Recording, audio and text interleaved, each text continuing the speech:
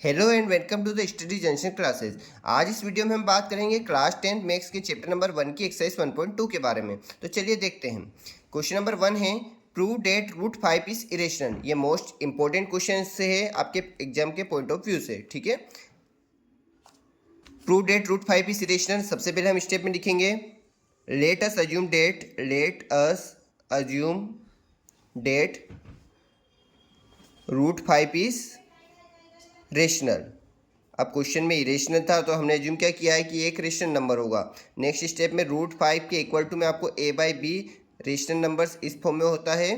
तो ए by B जहाँ पर वेयर ए एंड बी आपकी क्या होंगे, को प्राइम नंबर होंगे और b कभी भी 0 के बराबर नहीं होना चाहिए। अब को प्राइम नंबर क्या होंगे, जिनके कॉमन फैक्टर 1 होता हो। जैसे मान लो कि एक तरफ मैंने लिया 17, एक तरफ 19 लिया, इसके फैक्टर निकालेंगे तो 17 से जाएगा 19 से जाए, दोनों के कॉमन फैक्टर क्या हो रहा है 1। जिनका एचसीएफ या कॉमन फैक्टर 1 होता हो उनको को प्राइम नंबर कहा जाएगा, ठीक है। नेक्स्ट स्टेप में हम स्क्वेयरिंग करेंगे both sides, squaring of both sides. तो रूट 5 और b को हम इधर ले आएंगे तो b इज इक्वल टू में a, दोनों का हमने स्क्वायर किया, ठीक है। रूट 5 का स्क्वायर किएंगे तो 5 और b का square b square is equal to में a स्क्वायर। अब b स्क्वायर इधर है तो हमने b स्क्वायर इधर रखा, 5 को उधर लेके गए डिनोमिनेटर, तो a स्क्वायर अपॉन में 5। अब हम क्या बोल सकते हैं कि a square is divisible by 5, so a is also divisible bye. अब ये हमने कैसे लिखा देखो, ये भी मैं बताता हूँ आपको कि जैसे मान लो कि 81 है, 81 क्या अगर आप फैक्टर्स निकालोगे तो 3 इंटू 3 इंटू 3 इंटू 3। अब 81 को 3 डिवाइड कर रहा है, अब इसका स्क्वायर रूट क्या होता है 9, तो 9 के फैक्टर्स भी क्या निकलेंगे 3 इंटू 3, तो 9 को भी 3 डिवाइड कर रहा है। मतलब आपकी जो स्क्वायर जिस नंबर्स को डिवाइड करेगा उसका स्क्वायर रूट भी उस नंबर से डिवाइड हो जाएगा, ठीक है। अब बात करते हैं, हमने फर्स्ट स्टेप, इसको फर्स्ट स्टेप मान लो। अब सेकेंड स्टेप पे चलते हैं तो हम लेट करेंगे। लेट क्या करेंगे कि let A is equal to, अब यहाँ नीचे 5 पे तो हम ए के इक्वल टू में 5c मान लेते हैं, ठीक है। इस इक्वेशन को हम फर्स्ट इक्वेशन में पुट करते हैं इस वैल्यू को, तो B square is equal to A की प्लेस पे 5c पुट किया, स्क्वायर है तो स्क्वायर अपॉन में 5। यहाँ लिख देना कि put A is equal to 5c in equation first. यहाँ तक क्लियर है।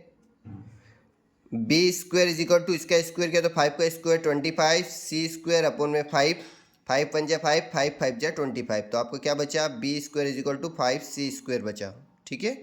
तो अब बी स्क्वायर के नीचे हम 5 ले गए, अपॉन में इज इक्वल टू में सी स्क्वायर, तो यहाँ भी लिख सकते हो आप B square is divisible by 5, B is also divisible by 5, ठीक है।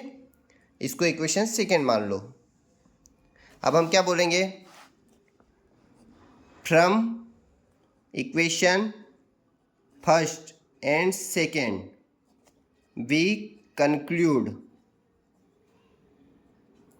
Date A and B both are divisible by 5, ठीक है। बट वी नो डेट, हम क्या जानते हैं कि ए एंड बी क्या है, को प्राइम नंबर है, एंड इट्स कॉमन फैक्टर क्या होना चाहिए, कॉमन फैक्टर क्या होगा इसका 1 होगा, ठीक है। बट हमारा तो क्या आ रहा है 5 आ रहा है, तो हम क्या बोलेंगे 10 आवर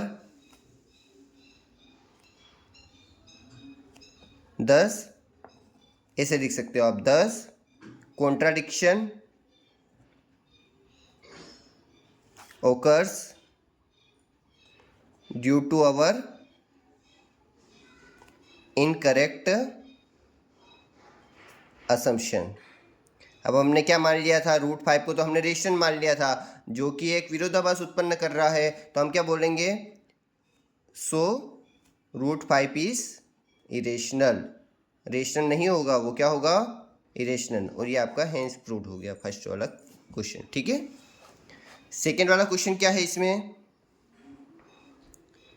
सेकेंड वाला क्वेश्चन है प्रूव डेट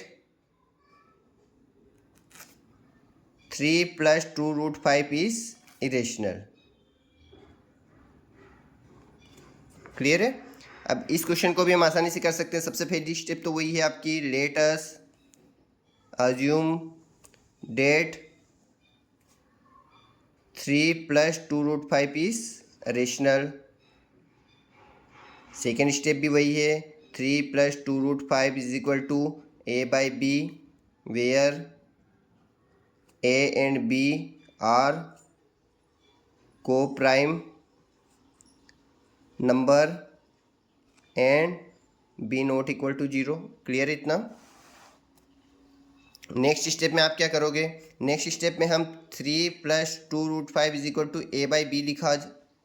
अब हम 2√5 को इक्वल टू में रखा, 3 को हम उधर लेके गए तो काय में चेंज होगा? माइनस में। अब 3 के डिनोमिनेटर में कुछ नहीं है तो हम क्या सपोज कर रहे हैं? 1 रहता है।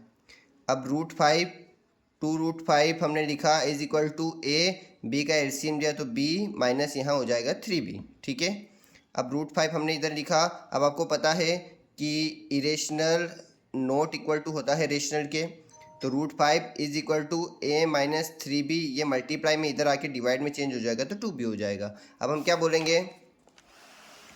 अब हम ये बोलेंगे कि since a and b are integers, A और बी इंटीजर्स है, and a minus 3b/2b are rational, but we know that √5 is irrational। तो हम क्या बोलेंगे? 10 contradiction occurs due to our incorrect assumption। ठीक है, सो 3 + 2√5 इज इरेशनल। ये आपका क्वेश्चन नंबर 2 भी कंप्लीट हुआ। Hope you understand this question. Next हम चलते हैं क्वेश्चन नंबर 3 की ओर। क्वेश्चन नंबर 3 का फर्स्ट वाला है आपका 1/√2। अब इसको आपको इरेशनल प्रूव करना है। फर्स्ट स्टेप वही आपकी, let us assume that 1/√2 is rational.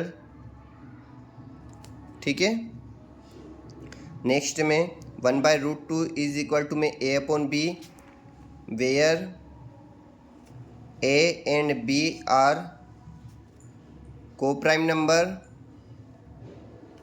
And b not equal to 0। ठीक है, उसके बाद में हम चलेंगे b is equal to cross multiplication किया तो b is equal to √2a हो जाएगा। अब हम b/a के इक्वल टू में a इधर लिया है तो डिनोमिनेटर में हुआ और इक्वल टू में 2। आपको पता है rational not equal to irrational. ठीक है, तो आप क्या बोलोगे? Since a and b are integers and integers b/a is rational but √2 is irrational। thus contradiction occur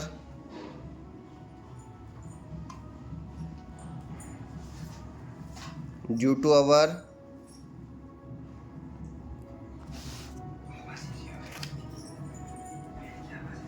incorrect assumption।